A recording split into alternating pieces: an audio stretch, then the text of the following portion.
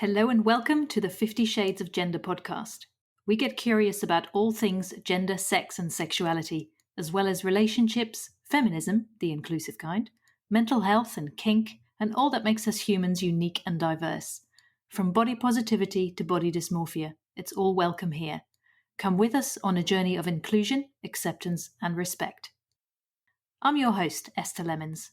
I identify as a cisgender woman, and my pronouns are she and her. In this episode, I have a conversation with LESTER, a musician, writer, researcher, queer, trans, and feminist activist, and author of the book Trans Like Me. CN's pronouns are they, them, and they are a trans person. Find out what that means to CN in this episode. We also talk about the importance of strategy when it comes to gender education, effects of testosterone on the singing voice, books, and the queer history of opera. Please be aware that there is mention of castration in this episode. To clarify some terminology that is used in the episode, T is short for testosterone. It was recorded on the 1st of February 2021. Now let's get into the episode. Hello and welcome. What's your name? My name is Cian Lester. And how do you identify, Cian? I would say that I am a trans person, and I have long made it a point, possibly a pedantic point, but I think it's worth it, not to use an identify as framework, just because I've never heard a cis person introduce themselves by saying, hi, I'm Boris Johnson, I identify as a cis man. And I just feel it's one of those little things. Often it's not meant to be invalidating of trans people, but over time, that kind of double standard between I am versus I identify as can lead into this idea that we kind of think we're these things, but we're not really them. When in fact, it's the reality of your day-to-day life. That is such a good point. And obviously I start the podcast asking, how do you identify? So that's an important thing to notice and to note. So what do you think would be a better question to ask? Oh God, I mean, I usually just go for tell me about yourself, which I realize can lead to the biggest sort of open-ended answer, but I find that really exciting. So I think I like that. I like that element of Yeah. just pulling the gates wide open. I mean, Yeah. you are time dependent. I mean, how long have you got, basically? But I always find it Yeah. interesting to see, in particular, what words and framings do people use when they're not suggested by other people. I think that's always really Mm. interesting to me. Yeah, it's a very blank canvas, isn't it? Hmm. Yeah, I like that idea. I mean, when it comes to gender, and I'm just thinking about the podcast and what I'm doing, I know, well, I always knew that it would evolve in whatever way it, was going to. So Hmm. I suspect the question I ask at the beginning of the podcast will probably change. Hmm. So it could be, I don't know, would something like, what's your gender? I Be a mean, better one? I don't know. I mean, this is one of the things as well. If you ask, ask for one opinion on sort of Yeah, framings around gender, and you're totally. going to get more replies than you had initial people Mm, to reply, if that makes sense. I think I like sort of the something which maybe I think I come back to with my own trans activism, but also the ways in which being in multiple communities and how you just learn to navigate those different spaces is almost that I don't need someone to give me a potted history of who they are so much as I need to know how they would like me to describe them and interact with them. mm. So sometimes I prefer to take the onus of kind of who are you really deep down inside, which I realize can also be really productive and fruitful and again really interesting. But in those short interactions, sometimes it's almost easier just to say, "Tell me how to sort of use what language you use. How do I do that?" Mm. Yeah, gosh, so many possibilities, aren't there? And Mhm. I see what you mean. What I've heard in I've got 29 episodes of the podcast out at the moment, Mhm. and the people I've spoken to, especially lately, they've said, "Well, gender is being trans is part of my journey, part of my Mhm. experience, Mm. but it's not something I identify with necessarily, and it's just kind of part of their history." Which is fair. And like you say, with a cis person, it's like, what gender or what sex were you born as? Do you know what I mean? What genitals do you have? Do you know, it's like, it's Yeah. kind of insane, really, when you think about it. Mhm. Yeah, totally. And I was, I came of age, or rather, I was a teenager, trying to work all these things out during that sort of late 90s, early 2000s period where transgender was there as an umbrella term deliberately so that people could come together in solidarity and through political to work towards political liberation for all people, rather than we're all identical underneath that. And that same thing for trans, that it's deliberately designed as an umbrella term, not to say we're all the same underneath it, but we're working for similar end goals. And I think I really like that, again, that trans isn't something I identify there. Trans is many, many different things. And one of the things it is deliberate coalition of people who need to work together, because the world is not currently fair or equal for people who are deemed, too gender non-conforming in whatever way that that's applied. Yeah, absolutely. And well, unfortunately, there's not enough unity in the LGBT No. plus community, right, as well. No, it is, the research on younger generations makes me feel a hell of a lot better. You can see some of this forward progress and, decades worth of work coming to fruition, but the backlash currently is really draining everybody, I think, and causing Hmm. material harm. Hmm. Hmm. Yeah, I mean, there's a lot going on, Mm. even still surrounding J.K. Rowling, for example. Yep. Yeah, Just gonna not yeah, think just about kind of that for the let's not even go there. moment. Let's not even go there. So I am aware that you have written a book, and it's Mm. about 5 years ago that that came out. Oh my god. Let's see. It was 2017. It came out in UK and sort of Commonwealth, and then it came out in the US and the rest of the world in 2018. So yeah, and then sort of since then I was finishing my PhD, and I'm just currently working on a second book. But yeah, I can't believe it was that long ago. But then the entirety of last year feels like it didn't really exist.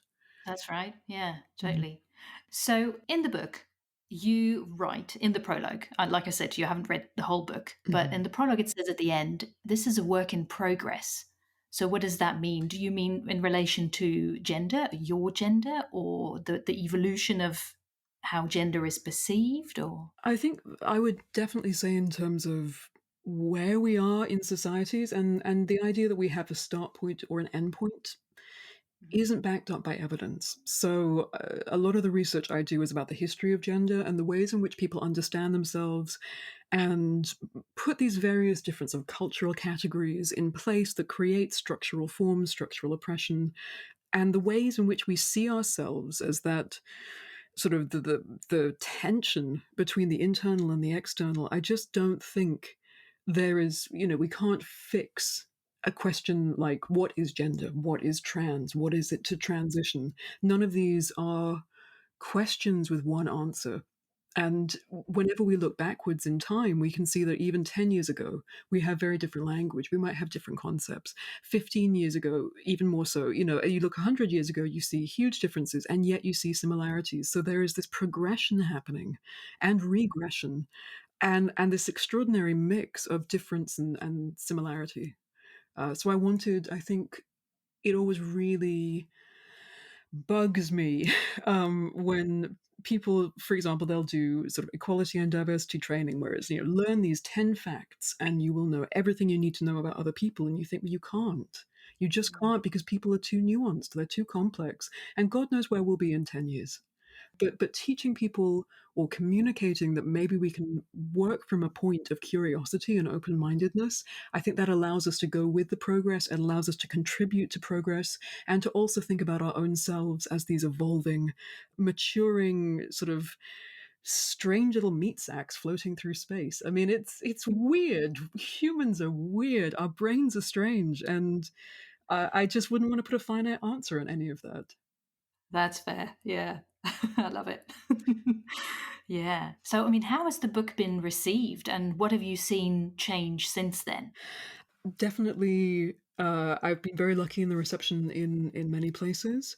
It was not surprising to me that our reception by the UK media was a lot less warm than it was in either Australia, or America, Mhm. or Canada. But the support sort of on the ground, and I think from individual readers, has been absolutely incredible. It's certainly really given me the privilege to do a lot of international work, meeting other trans communities, other feminists around the world, thinking about what we can do to help each other and support each other. I've completely forgotten the second question. I'm so sorry. The second part of that question. Oh, don't worry. Maybe I should ask one at a time. Yeah. What's changed since then? Yeah. I think, the book does talk about this transphobic backlash, particularly as it's framed with we have to protect women, protect girls by hating trans people, particularly by hating trans women, and pretending that all trans masculine people, all trans men are confused and sick. That is in the book, and I was expecting it to get worse. It has gotten worse. When I'm feeling hopeful, I think this is gonna be a moment in time that we will get past. When I'm not feeling hopeful, I worry that it's so closely tied, in funding as well as in sort of political approaches and coalition building with other regressive populist movements, particularly sort of anti-abortion movements, anti-feminist movements, other movements which degenerate and blame scapegoats who are seen as outsiders. So I'm really, I wouldn't know which way. None of us can foresee the future. I think we are in quite a serious moment politically, particularly in the ways, again, this scapegoating, this linking up of various different far right causes, particularly under the guise of reasonableness and reasonable concerns, and this disregard for the truth in all swathes of society, and particularly in politics. I think trans people are being used as a wedge issue very openly, and I think we're going to need to work very hard to get ourselves out of this situation. And we really do need broad coalitions of allies to work together there. Mm. Hmm. Yeah, I think education is really key, isn't it? So that people can be the allies that, you know, trans and gender non-conforming people need Mhm. them to be or need us to be, rather than Yes, what we think is the right thing to do or to give or to say. I do. I think it's education. I also think it's strategy because the current strategy we have, which very frequently relies on being locked into these supposedly two-sided neutral debates, which are nothing of the sort. In fact, they're pitched fights which end up prioritizing and promoting these messages of hate, where everything is a fight, nothing is looking deeper, nothing is building. I'm not saying that's all we're doing because we're certainly not, but too frequently those kind of approaches get the most airtime because they're profitable, because they're useful for current media systems. So I would love us to think about education, but I would love us to think about strategy. How do we reach people? What are we actually looking to build? Not just what are we standing against, but what are we looking to make better? And I genuinely do think that the kind of cultural and societal reforms we could make around misogyny, sexism, gender straitjacketing of people literally have the capacity to make life better for everyone. And I want us to Mm. grab that with both hands and run for it. You may tell I'm doing a lot of thinking at the moment. I think a lot of us are with sort of what we're going to be doing over the next 5 years in the UK. And I don't have the answers, but I am very, very nervous to try and sort of get these conversations going and to learn as much as I can. And thinking of the Allen Ginsberg line was it put my queer shoulder to the wheel, which I always love. Hmm. Yeah. Wow. Well, let's hope it's a matter of maybe getting worse before it gets better. Because I mean, things in America seem to be looking up. For example, with President Biden now in charge, well, in Mhm. charge, quote unquote. Mhm. But that seems to be looking promising from what I'm Mhm. seeing. Mhm. So Fingers yeah, crossed. yeah, totally. We shall see, right? We'll have to wait and see. Absolutely. Yeah, yeah. So, talking about you personally, if you don't Mm. mind, No, go for it. have you always felt it's kind of like that's another thing. I feel really conscious of the language I'm using, and that is more and more the case. So, when it comes to being trans, have you always known you were, or always felt it? I think one of the things which I l I find really interesting to talk about is how hard it is to say, "I always knew something," when that category didn't even exist in one's own Mm, mind. To know you are something requires you to have the language to say, "Oh, yes, I'm," if you saw an apple, you had no idea what it was, you'd never seen a piece of fruit in your life, how would you say, "I want that apple?" It's a mhm, thing, but it's not something within your framework. So I think, like a lot of people, there were lots of moments where, in retrospect, I can say, "Oh yeah, I see what was going on there," you know, and and yet. how could I explain those moments to myself when I didn't have any language? You know, the best I Mm. could come up with was, "Oh, I feel trapped in the wrong body." And that was something, I remember having a phone call to a friend when I think we were sort of 10 or 11. I said, "Do you feel that?" And she sort of said, "No." And I went, "What? What is this feeling? What's going on?" And, y Mm. you know, these concepts of being trans, certainly that I had seen on talk shows and in the press, they were nothing about real people, they were just spooky bogeyman stories. Like, "Look at these pathetic freaks." Never ever Mm. be like them. They are terrible people, and if they're not terrible people, they're laughable people. And there was no humanity there, and there was no way to say, "Oh, I think I'm like those people." So I remember being fascinated by those stories, but with that horrible push-pull of, could I be? No, I don't wanna be. And not, I don't wanna be because it's inherently bad, but I remember thinking, "Oh god, I'm bullied so much already. Oh, to be treated like that." So, yeah, I think it was very much a process of learning, education, trying to find words where I didn't have any words. I remember, again, trying to talk to my friends when I was 13 and sort of say, "Oh, I guess I'm a transvestite," because that was a word that I'd heard, and I thought, "Oh, does that work?" And, you try it out, and then I remember, finally seeing this word transgender and seeing people like Feinberg and Bornstein really going for it, saying, "Yes, smash this whole thing wide open." And I went, "Oh my god, that that wonderful thing. Oh, these wonderful people, I must buy their books." And being desperate to do so, and also being terrified. I've got my old copy of Kate Bornstein's My Gender Workbook on my shelf, and I remembered arriving, and I knew that I wouldn't be able to turn back once I opened it, because Mm. there'd be no hiding. And in many ways, that was so funny because there was no hiding anyway. I knew who I was and I knew what I wanted, but there is a power in names and there's a power in naming. But I think it was, sometimes when I get too dispirited about we haven't made enough progress, I think I came out when I was 15 years old, I came out 20 years ago, and the world is unrecognizable in so many different ways.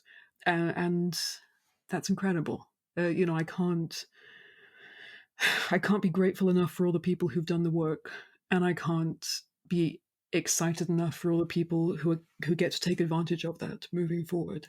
Mhm. Yeah, absolutely. Mm. So, would you say you have a sense of like you are where you want to be in your gender and in your body? Oh god. That's interesting. Um, you know what? I don't know. I think it can be I have always enjoyed, for want of a better word, who I am. I like who I am. I know who I am. That doesn't bother me. I think dysphoria is a bit of a bastard, and I made the decision when I was younger. The only information I could find about the effects of testosterone therapy on singing voices was in a book by Lauren Cameron called Body Alchemy, where he had an interview with Jameson Green, and Jameson Green said, "I started tea and I literally couldn't make a note." And I've had a lot of backwards and forwards on medical care. Without trying to go into too much of a long story, I initially trained as a concert pianist. That was my dream. Had a very bad traumatic wrist injury, multiple years of operations and physical therapy and rehab, and I lost the use of my hand. And they finally managed to save it, but they never knew if I'd play piano again. And after a year of intense rehab, they said, "Okay, well, you can try, but it's full of metal and scar tissue and nerve damage." And it was really hard. I can't. I don't really want to go into how hard it was, but it was really hard. And I'd always sung, but that was the point where I had to shift my training from intense piano to intense singing, and the idea of losing another instrument was too much for me. So I thought, well, I just can't. And now, funny enough, I teach so many students, including many people on testosterone therapy and many people who are embracing these incredible voices. Sort of watching people's voices shift from alto to tenor to baritone to bass. It's incredible. And, Mhm. I would definitely say if anyone's listening to this who is a singer who's wondering, what they can do, it really doesn't seem to be the case that you will lose your voice. You might have to wait several years, and there's a lot of retraining you might have to do. But I just didn't know that. And I think I've come to the point in my singing where I'm finally getting to that stage of just loving, this so very virtuosic material is now finally at the point where it's quite easy, and it's such a glorious thing to be able to do that if I wanted to change that, I would have to take God knows how many years off when I'm just starting to hit the prime of my voice. So I think there is always there's a push-pull balance. And again, that's why I like open-ended things. I don't know what I'll do in the future, and that's fine because I don't have to. And I don't think it makes anyone any less valid if they keep their options open, if their options are limited or changed by circumstance or by choice or by simply just not knowing. I really cannot bear this idea that there is only one way of transitioning. You know, there are multiple ways, and hormones are one way, surgery is another way. Alternative body modifications are everywhere. You can do all kinds of cool stuff to your body to make it feel like home, and you can combine things, and you can combine them in different ways, and it's really about sort of making sense, I think, on a personal level. I acknowledge there are big societal reasons to want to pass as well, real safety reasons. Mhm. I'm not trying to say that that's not a consideration, but I would love it if we could get to the point where it's not, where everyone could just feel like they could do what feels right to them without worrying about being beaten up because they Mm. made, quote unquote, the wrong choice. Yeah. Wow, absolutely. So, would you say you mean that if you were not using your voice in the way you are, you would be more likely maybe to try hormone therapy? I suspect so. I think it's a pretty impossible question to answer because if I wasn't using my voice like this, I wouldn't be me. So, Yeah. again, there's this funny idea that being trans means that you have to always prioritize one thing or another, as opposed to the fact that you're a whole human being with many competing needs. And being a musician is probably the most fundamental part of me that I know. So yeah, I I don't know. I can yes, I'm sure there is this alternate world version where, I didn't have a wrist accident and I could have stayed a pianist and, maybe I would have started tea early and maybe it would have suited me and maybe it wouldn't have. But I Mhm. think I struggle to put a fixed yes or no answer onto that. That's fair. Yeah. Hmm. Let me just have a think what we could talk about Well, next. you have a Um, drink. I'm gonna have a drink of water if that's all right. Absolutely. Thank Yeah, you. totally. Actually, one thing we haven't talked about is pronouns. Oh, okay. We can do that. Yeah, yeah, totally. Mhm. So, what pronouns do you use? I use singular they is my Mhm. pronoun of choice. Again, like oh my god, I can't even tell you how grateful I am that that has now become an option because again, coming out and I read about neopronouns and good luck to you if you've managed to get other people to use neopronouns, but I tried and they just laughed at me. And literally, what could I do? They were just two wrong pronoun choices. So great, that was Mm. fun. And then suddenly, they started gaining traction. And while a lot of people push back against it, and I've been misgendered in God knows how many newspapers now. God. Um, but at least it is gaining traction, it's becoming more and more common, and, finally, thank God, it's, Mhm. definitely counting my blessings with that one. Yeah. So you mentioned neopronouns, which is Mm. an interesting one. So if I guess would a certain type of neopronoun have your preference? Was there one of whatever that you really resonated Um, with?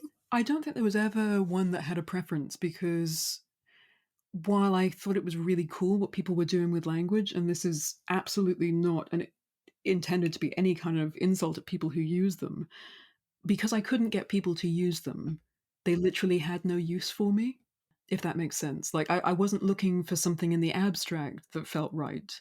What felt right was anything I could get people to use that would stop them misgendering me. Wow. Mhm. Yeah. One thing I was wondering about, Mm. what made you it says on you have a Wikipedia page, which I also looked at. Oh, yeah, God knows when it was last updated. I found out I Ah, had one years ago, and I don't know if anyone's updated it since then, so right. who Yeah, so knows? have a look at. It says you specialize in, is it castrati and travesty? Travesty How do you even, roles. I was thinking, Yes, how do you even pronounce that? Travesti opera. travesty, yes. Yeah. Uh, Yeah. So so what is that about? Oh god. So opera is a really weird art form insofar as its history is incredibly queer and the industry as it currently stands is predominantly conservative, and I have certainly found there's quite a lot of bigotry there. Certainly not just at trans people. There's bigotry to share for many kinds of people. But there are these incredibly interesting pockets of opera history, and not just small pockets, but these big long stretches of many decades, where the majority of roles on stage would either be sung by women as men. So travesti roles, it literally means sort of a disguise role, a cross-dressing role, or they would be sung by castrati. And the history of the castrati is something I'm actually writing about in my next book. It's something which I've written about quite extensively in my academic work, and is, I think, quite hard to explain as a cultural phenomena that in Western European society, sort of the tradition of castrati singers came sort of up through the Arabic world, up through Spain, so it seems, and people in these sort of white European Christian societies, which in many respects spent a lot of time and energy squashing any kind of sort of gender variance they could find, although it was there was all kinds of gender variance around, but it was heavily policed, suddenly decided that they needed to castrate boys in order to create these singers who were publicly talked about as being neither one sex nor the other, and whose bodies and voices were designed to, they talked about them being angels. They're these kind of androgynous archetypes. And Mm. that there was this huge, enormous culture of, abusing children that was ritualized and structuralized and allowed simply so that you could have these androgynous songsters on stage. It's Mm. very weird, and the music that was written for them is some of the most beautiful music you could ever imagine. And Wow. the roles they played would be both women's roles, so they would play women's roles on stage in Rome, and then would come over to London and sing a hero's role, and not just the androgynous heroes, but the big macho heroic roles. I find them absolutely fascinating. At some point, I would love to do a little bit more, not just again for who they were, although there are some incredible musicians there, some amazing thinkers, but what it says about that society, this Baroque European society, that they felt compelled and allowed to do this in Mm. pursuit of what? In pursuit of pleasure, in pursuit of fascination. Uh, yeah, Entertainment, yes. entertain Yeah. many times entertainment as a sexual fascination, going all the way through, and this idea that the castrati were desperately attractive to both women and men. There's an old song in the British Library or the Wellcome Collection, I forget which one, which is a satire talking about when one of the most famous castrati was singing in London Senesino, that when he left, all the women in London were weeping their eyes out because they just fancied him so much, Wow. and that he's gone. And what will they do without their sort of their pop idol? It's Wow. sorry, I Yeah. could go off on ages for, you can tell I'm spending a lot of time alone with my research papers. Yeah. And so I do apologize. I can talk the hind leg off a donkey when it Wow. comes to this, but Well, that's fascinating. Wow. You say you're going to mention it, or it's going to come up in your next book. What is your next book yes. going to be I can't say too much at the moment because my publishers would like me to wait until I can send people to go and pre-order it. But I will say very loosely, it is about gender variance throughout UK history. about? And I've just got my PhD in sort of gender and music. So I do a lot of historical work with my music work. It's not that I'm not trained in history, but I'm not, let's say, an expert on Roman London and the gender practices there. But what I am is someone who is deeply interested in the foundations of where we're living now. And so I'm researching and writing this book, which is very much how did we get here?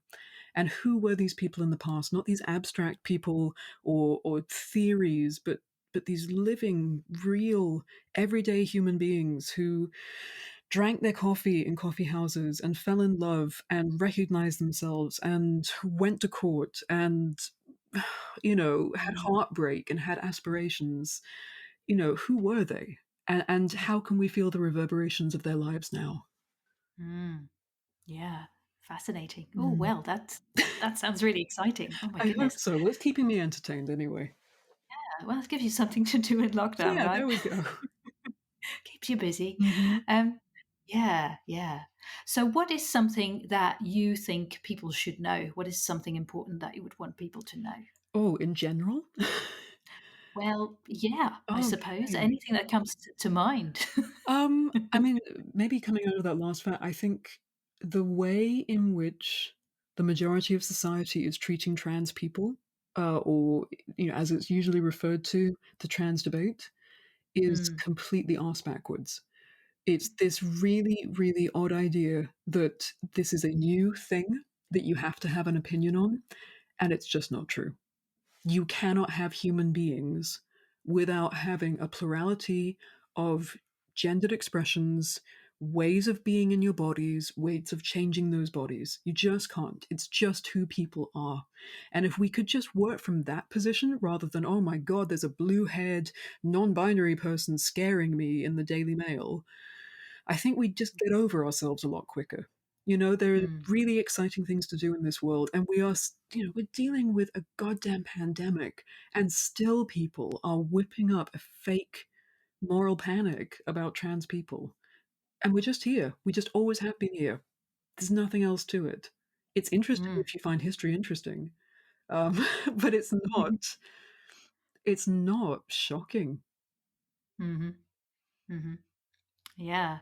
I mean, I was watching a video by ContraPoints, the latest Mhm. one that she did, Mhm. and it was about J.K. Rowling, but it also covered, like, the whole debate stuff. It was fascinating. I don't know if Mm. you've seen it. I Have you seen haven't it? seen it yet. No, I'm sorry. I'm way behind the times with Oh, don't pretty worry. much I'm not everything. usually. I got a new puppy 2 weeks ago, so in addition Oh, to all the extra work, I've also been on night duty just making sure that he's okay, so well, obviously, that takes priority over everything. it kinda does. Yeah. Yay. Yeah, but I was just thinking, no, because something you said sort of triggered something in that, and it's all about why can it just not be a non-issue? Mhm. Why does it even have to matter? I guess for now it does, Mm. and talking about it is a good thing, I guess. Mhm. So that's one of the reasons I'm doing this thing. So yeah, yeah, And it still matters because misogyny is still there, you know? totally. Racism is still there. Every form of people hating each other and oppressing each other is still there. And I think, we can't expect trans people to be unremarkable until we've achieved a much greater level of equality all around. Totally. But I would love to see the easier bits of that work, if that makes sense. Some bits of that work are really hard to do, but just accepting that people are in fact existing and they're not all in some weird conspiracy to lie about it, that feels to me easier. I could be wrong, but it always seemed pretty easy for me to look at another human being going, "Oh, yeah, they exist. Cool." I don't think Yeah, they're all out to lie to me about the fact that they're existing. I think that's a little bit paranoid. just a little. Just a bit. Oh, totally. Oh my Mhm. goodness. Wow. Is there anything you'd like to add before we Oh, wrap up? Is there anything we haven't talked about or covered that you'd like to? I don't know. I just maybe I'm trying to have a think. Maybe Oh, one take your time. thing which is nice maybe to think about is, talking about history, talking about community is I think maybe even in our own community spaces, we can have a tendency to forget even the very recent past, and we'll have these same kind of inter-community disagreements over and over and over again. And I would really love to say to everybody, like, we actually have so much material. Even if we're just talking about some English language trans material, we've got so many incredible books and artworks and musicians and documentaries. So please just go enjoy them. Particularly when we're under threat, I think we can feel that we have very little, but we don't. We have this incredibly rich cultural heritage, and it's just there waiting for you to engage with it and to feel supported by it and lifted up by it. So Mm. please do, because I mean, it's one of the greatest joys in my life, and I'm doing that annoying thing where someone's like, "Oh, I read a great book. Go read the book. Go read the book." But, with, like, hundreds of books. So please go and do that because it's so worth it. Totally. Yeah. Yeah. And obviously pick up a copy of your book, which is called Trans Like Me. And I've lost my Only train if of you thought. want to. Only, Of course. but, but thank you, and thank you for just, lifting a rainy Monday afternoon. It's been really lovely. Oh, that's lovely. Yeah. Ah. Oh, thank you so much for talking to me about all this, No CN. problem, and, just good luck. I think we all need Mm. Yeah. it. Yeah. Totally. I like to be like just a little voice in the crowd. I suppose that's not even my voice really. It's just other people's voices, which is That's better. all any of us can be, but, Yeah. it is Totally. incredible when you all make a noise at once. It's a very loud noise. That's right. And as Yeah. a musician, I am here for the loud noises. Loud noises give me joy. Ah. Oh, I love it. Mm. You can find out more details on the website at 50shadesofgender.com/CN, where you can also read the transcript, and you can find CN on their website, cnlester.com, and on Twitter at cnlester. Thank you for listening to the 50 Shades of Gender podcast. You can find us online at 50shadesofgender.com and on social media. If you'd like to support us, please consider becoming a patron on Patreon. Plans start from only $1 a month. Visit patreon.com/50 Shades of Gender for more details. We hope you will listen again. Until then, stay curious and open minded. Well, Yeah. you'll probably have to cut out an awful lot of drivel as well, where I end up just staring Oh, into no, a corner and going, "What words were coming out of my mouth there? Oh, well, no. No, it's all good. Seriously, thank it's you." all good. Sorry, if I'm shuffling around on my piano stool, That's I will okay. try and keep it to a minimum. Yeah. Get settled, get the shuffling out of the way. Indeed. Cool. Great. Well, I'm gonna go and check on the puppy, and, Ah. hopefully he hasn't chewed anything too much. Oh, yeah, there's that. If it's Yeah. too quiet, that's worrying, isn't it? Mhm, yeah.